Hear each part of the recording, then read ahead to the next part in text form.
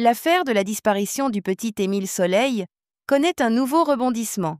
Près de 2 ans après la mystérieuse disparition de l'enfant, en juillet 2023, les enquêteurs de la cellule Émile de la section de recherche de Marseille ont mené une opération nocturne dans le hameau isolé du Haut-Vernay, dans les Alpes de Haute-Provence. Dans la nuit de jeudi à vendredi, ils se sont rendus à la chapelle du hameau, un lieu de culte appartenant à l'église, où ils ont saisi un grand bac à fleurs, empêchant le stationnement des véhicules devant l'édifice. Selon une source proche de l'enquête, ce bac a été vidé de sa terre avant d'être immédiatement emporté par les enquêteurs, qui semblaient être venus dans un but précis. Étonnamment, ils ne sont pas entrés dans la chapelle, qui ne dispose d'aucun éclairage.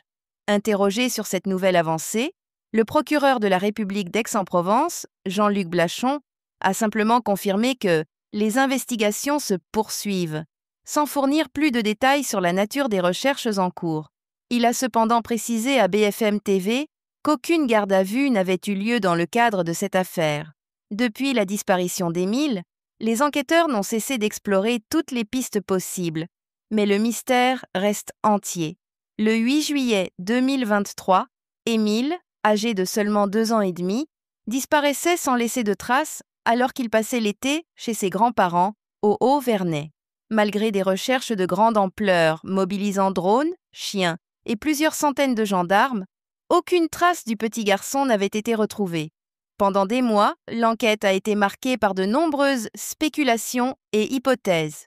Mais un tournant décisif a eu lieu le 30 mars 2024, lorsqu'un randonneur a découvert le crâne de l'enfant à moins de 2 km du hameau.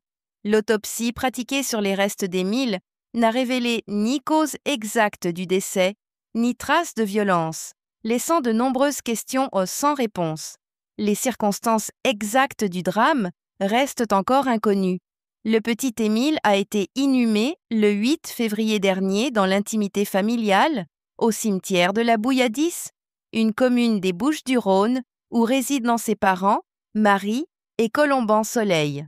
Malgré les nouvelles avancées dans l'enquête, le mystère plane toujours autour de cette affaire tragique qui continue de bouleverser la France.